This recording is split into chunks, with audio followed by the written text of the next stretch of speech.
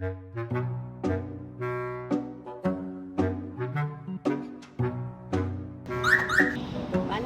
بالك حاسس انه صار لك شهرين ما بتحاسبني؟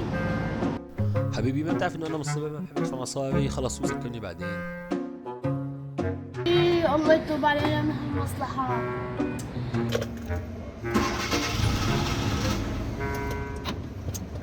مش ما جحشت.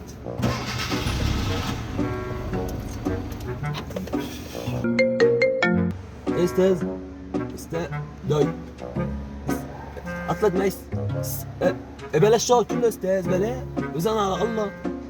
مع السلامة. لا بلا مع السلامة.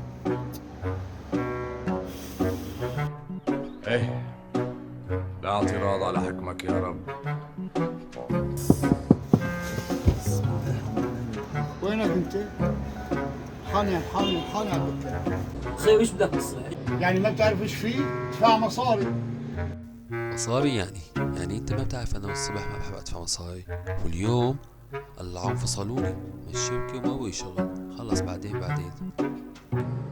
بقى فصلوك من الشركة، ما بدك تدفع مصاري. ورجيني هيك جاكيت حلو لاشوف.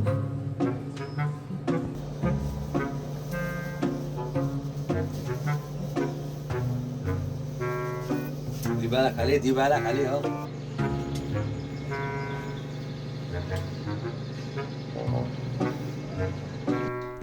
لك شو للبيع ما للبيع؟ تلبس على الشركة، انت بتعرف نحن موظفين وبنلبس جواكيت. مو قلعوك؟ ما بتحب تدفع الصبح؟ ببيعه وبنزله من الدين. ايه، لا اعتراض على حكمك يا رب. الله يعطيك العافية، كتر الله خيرك. السلام عليكم. عليكم السلام ورحمة الله. وعليكم السلام، تفضل. لازمك جاكيت؟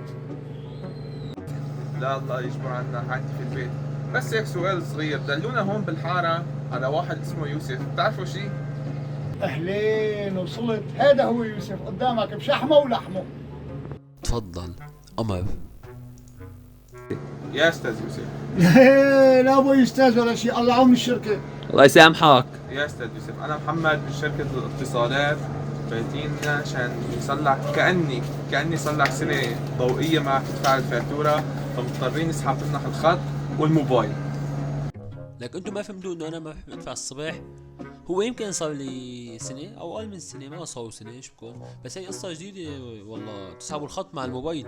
شو دخل الموبايل بالموضوع؟ هو نحن يا استاذ بالعاده المشتركين اللي ياخذين عنا خطوط بيجوا بدفعوا، بس حضرتك هالمره طولت المده كثير، فمضطرين مو بس نسحب الخط، لنسحبك حتى انت معنا لحتى تدفع الاشتراك. والله اذا تسحبوني معكم خلاص خذوا الموبايل فداكم، انتوا روحتوا خسركم. ايه، لا اعتراض على حكمك يا رب. دي تفضل، هي اخذوا الموبايل، اصلا بلا ما بيجي من وراه غير وجع باب. مين انت؟ انا صاحب البيت ابو رياض. كمان الله لا تواخذني، بس لا تقلي بدك اجاوب البيت من الصبح، انا ما بحب ادفع الصبح. لا ما بدي. انت وحش وقمر وقبضاي وشهم ونخوة، ما في منك. وين ديك البيت؟ ما في بيت، ضايع عنك ها؟ يلا. لا حبيبي ما في بيت، يلا لبرا. ايه، لا اعتراض على حكمك يا رب. ما بحب ادفع الصبح.